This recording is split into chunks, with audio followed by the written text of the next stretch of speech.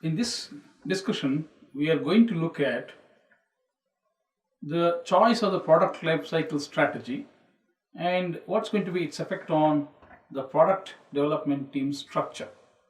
As we know, the product lifecycle strategy can be chosen in multiple ways. And what are those multiple ways? And when we exercise the choice of the product lifecycle strategy, how it will affect the product development team structure is what is our prerogative in this particular discussion. So thus the learning outcomes in this particular discussion would be the strategies of product lifecycle. Then accordingly, we particularly focus on four different product lifecycle strategies. One of them is the older sequential functional organization type of lifecycle strategy, which led to later on the concurrent engineering model of lifecycle strategy.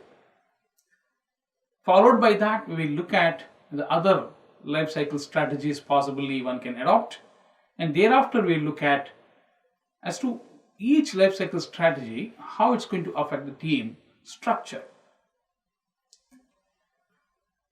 So if we particularly focus on the lifecycle strategies and the team structures, the structure of the team is the organizational setup of the members in the product development team. Once we talk about that, it's also possible to spell out as to what are the different structures normally observed and adopted.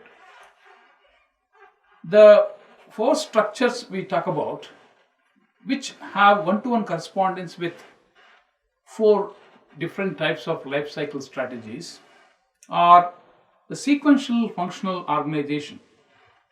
Second is the project core teams. The third is matrix organizations, and the fourth is the integrated product teams. We will now look at the sequential functional organization and how it metamorphosed into what we now call and very much popular the concurrent engineering paradigm. The sequential functional organizations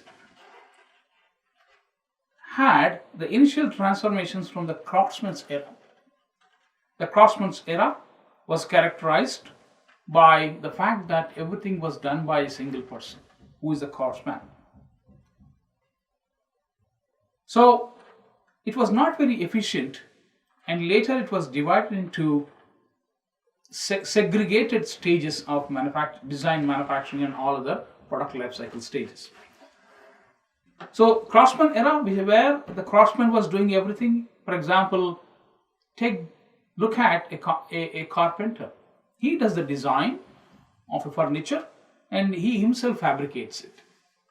So this is something like the craftsmanship era, where everything is done by a single person.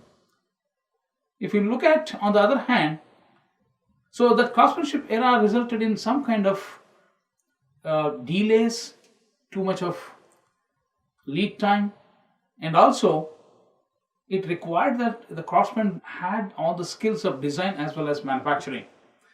So that led to subdivision of the activities where the design and manufacturing, now we're talking about a segregated picture.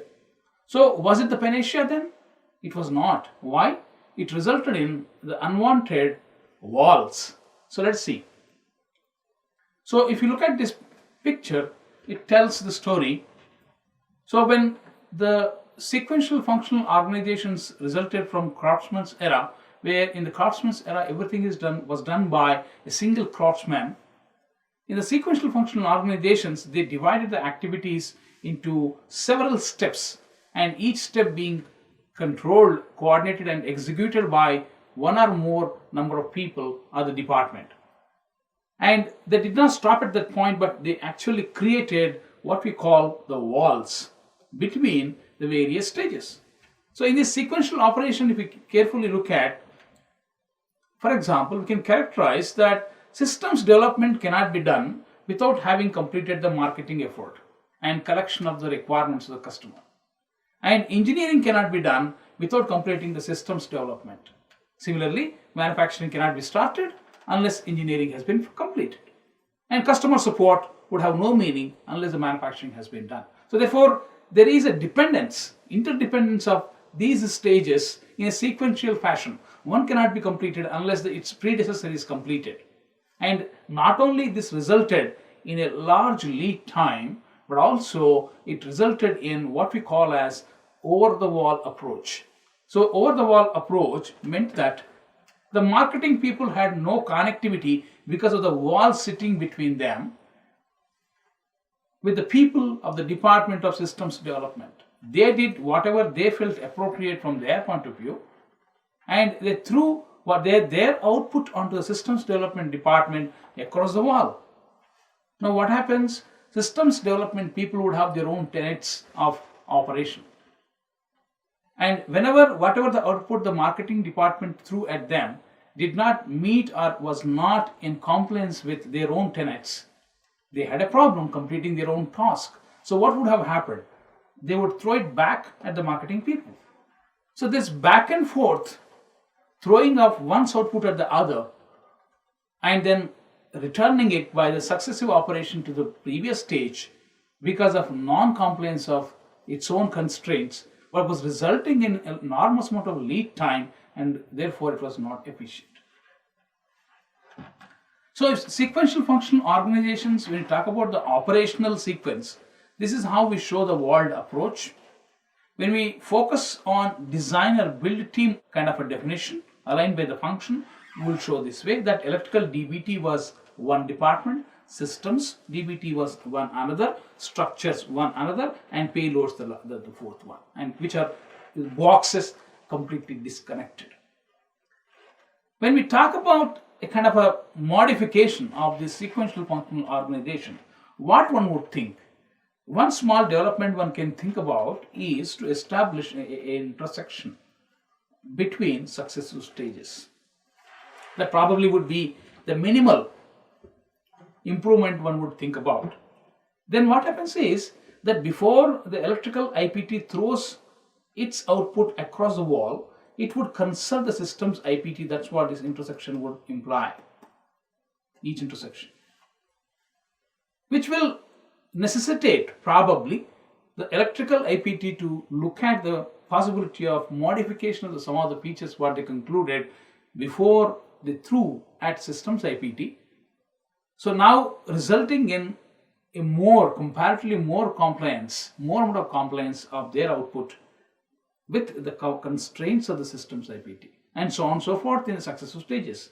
So that's how the integration or alignment to start with, and then alignment has to lead to the integration. So when we take the alignment between the predecessor operation and the successive operation at every stage and try to further improve upon that alignment, we get what we call, and nowadays very popularly known as, concurrent engineering or simultaneous engineering, where the simultaneous engineering or the concurrent engineering goes beyond simple concept of alignment of the two congruent activities, side-by-side activities. It goes beyond saying that probably, if required, the first and the third activity also probably work together. That means, in fact, by further generalization, all the stages can work together right from the beginning till the end, so that no walled approach is there, and hence the output of any particular stage would never come back to it by thrown back by the successive operation. So around all this, we are still focusing on customers, and in fact we are intensifying the focus on the customers. Why? Because we are trying to cut down the lead time, so that addresses the need of the customer again. So therefore, better focus on the customers automatically makes us go from sequential walled approach to concurrent engineering, and cycle times or lead times are improved by this. Over the wall approach is avoided, which is something like no talk to approach and can result in plenty of throwbacks of the successive from the successive operation to the previous operation, so resulting in increased lead times. Efficiency has increased, and also the skills from all the functional groups are going to be utilized at all the stages of the product development process when we are talking about the generalized picture of all of them working together from the beginning to the end. So if you look at the concurrent engineering, by virtue of the point that we just now said that the skills from all the functional groups are utilized, we also invoke the idea of multifunctional teams or the integrated product teams. So the paradigm has shifted now. So that instead of talking about specialist, so a specialist and he will do his job and then give it to other specialist and he will do his job, since it leads to generally a lot of lead times, we are talking about multifunctional groups, multifunctional teams. Multifunctional teams are those teams where each individual is aware of, is skilled in more than one area, and all of them are skilled in multiple areas, so that the contribution is coming from each and every person in the team at all stages of the product life cycle, resulting in lesser and lesser throwback of the output from successive operation to the previous operation. So the secret of the concurrent engineering can be therefore depicted in this pictogram in the lines of whatever the discussion just now we have made. So if you look at the Boeing Corporation, this picture indicates the effort that the people of the Boeing Corporation have put, and their effort resulted in concurrent engineering procedure wherein a reduction in the cycle time from 40 months to 27 months was effected. So in the picture we can see that all the operations are starting from zero time and they are progressing towards right hand side in the time scale: systems analysis, conceptual manufacturing plan, manufacturing engineers intervention, tooling concepts, all are starting at the 0-1. It is of course a matter of fact that during the design stage the preponderance and key role is paid by product development teams, where the others are paying the supportive role, and as the product shifts from manufacturing from the design department to manufacturing department, it is the people who are tool engineers and manufacturing engineers begin to play greater role, whereas the design team members begin to play a role which is supportive in nature. So there is an interaction therefore across the department right from the beginning to end, and as long as they're relevant they continue to be interacting with the multifunctional team, and one takes over the other in the preponderance and then importance based on what stage of the product life cycle the product is at, and therefore releases of the product to the market are expedited, and cutting down of the cycle time occurs in an enormous way, several months, all the way up to 50% or 40 to 50% of saving is possible, even more than 50%. As you can see here in the Boeing Corporation, 40 months to 27 months is almost close to 50%. So 13 months shorter. So that is the power of concurrent engineering. There are a lot of principles of concurrent engineering expanded from this fundamental point, and a lot of work is also going on. So the diamond points indicate the milestones. As the milestones are set and to be achieved, the appropriate sections of the multifunctional teams take preponderance and dominance, preponderance and leadership position, others play team members and then supportive roles as the product moves from first point to the last point in the time scale towards completion in the minimum possible time.